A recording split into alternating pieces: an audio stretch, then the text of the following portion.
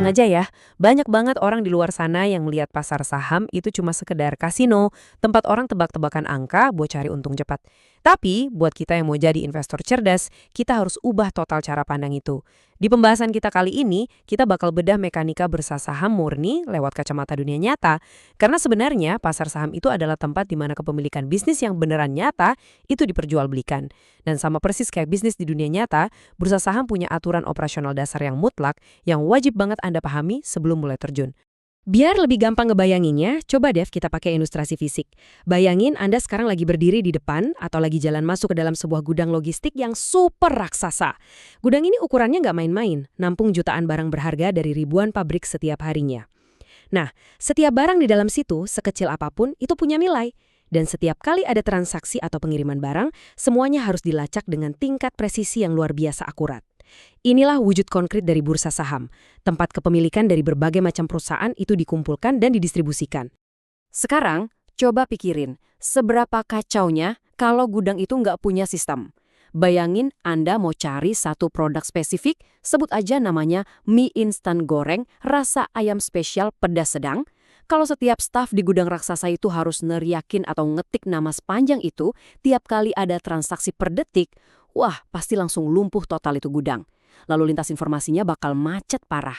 Jadi pertanyaannya, gimana caranya bursa saham ngatur perpindahan kepemilikan bisnis sebanyak itu tanpa bikin kekacauan massal? Nah, untuk ngejawab itu, ini peta jalan kita untuk sesi kali ini. Kita bakal mulai dari masuk ke analogi gudang logistik raksasa, terus ngebongkar rahasia di balik 4 huruf, lanjut ke jadwal operasional toko saham, dan terakhir, gimana caranya menguasai aturan dasar investasi ini. Oke, kita mulai dari poin pertama, memasuki gudang logistik raksasa kita tadi. Biar nggak kaos, gudang ini nerapin aturan besi yang ketat banget. Pertama, mereka buang jauh-jauh nama barang yang panjang tadi dan ngegantinya pakai stiker label unik yang isinya cuma 4 huruf aja. Simple dan super efisien.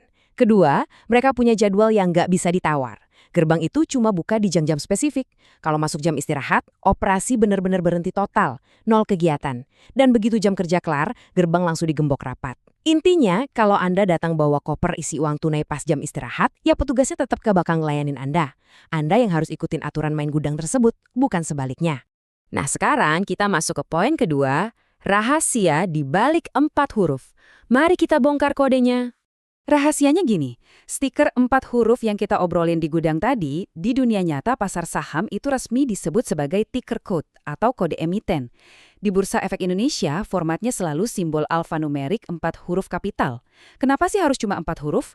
Ya ini murni buat standarisasi dan efisiensi sistem perdagangan elektronik bursa yang namanya JATS.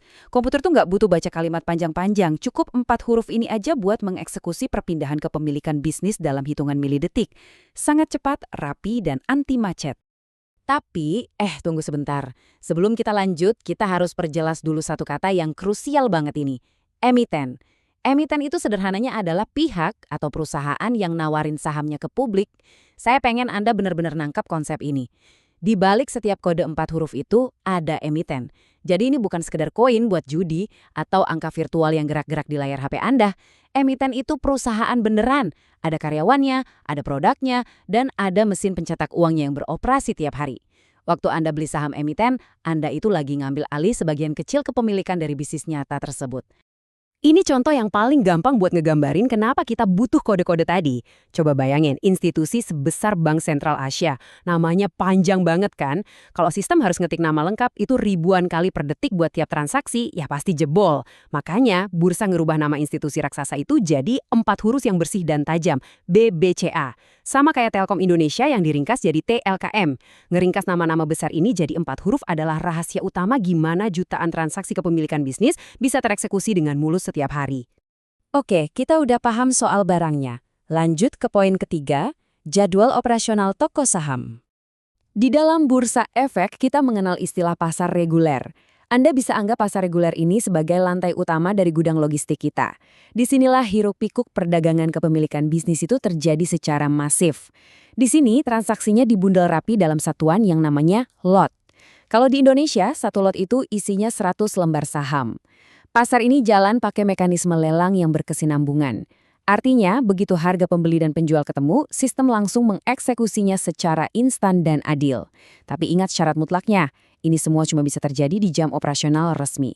Nah, ini dia ritme nyatanya di lapangan. Gerbang bursa selalu dibuka pas jam 9 pagi waktu Indonesia Barat buat sesi pertama. Dan biasanya, ini jadi momen yang paling sibuk. Kenapa coba? Karena di jam inilah pasar lagi mencerna semua berita bisnis dan kondisi ekonomi yang kejadian semalaman.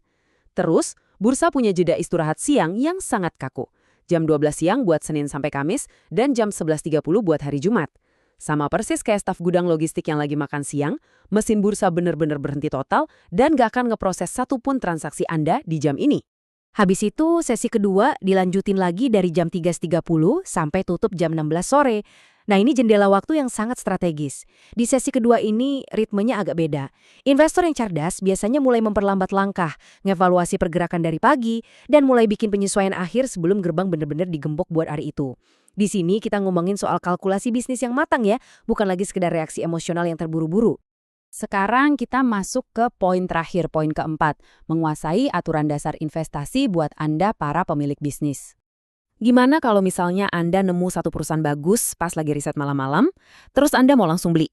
Katakanlah Anda masukin order jam 8 malam. Nah, karena gerbang bursa udah dikunci rapet, sistem itu pinter banget.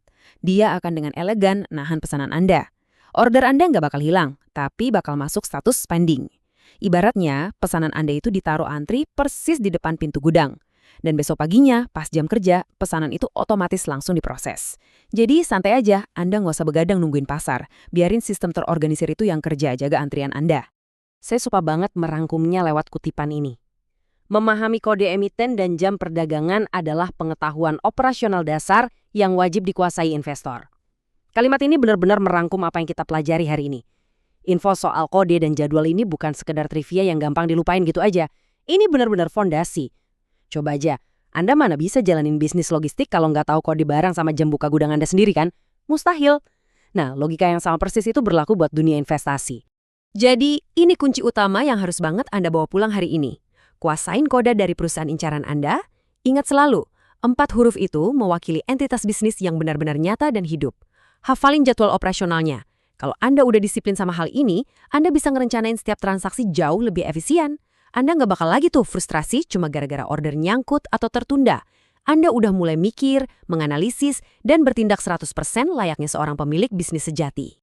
Dan itu bawa kita ke satu pertanyaan terakhir buat Anda. Apakah Anda udah siap buat berhenti memperlakukan pasar saham layaknya kasino yang isinya cuma tebak-tebakan dan kekacauan dan mulai mengarahkannya persis kayak seorang bos pemilik gudang logistik yang super terorganisir? Ubah mindset Anda hari ini dan saya jamin cara uang Anda bekerja besok pasti akan ikut berubah. Terima kasih udah ngikutin sesi pembahasan kali ini dan sampai jumpa di materi kita berikutnya.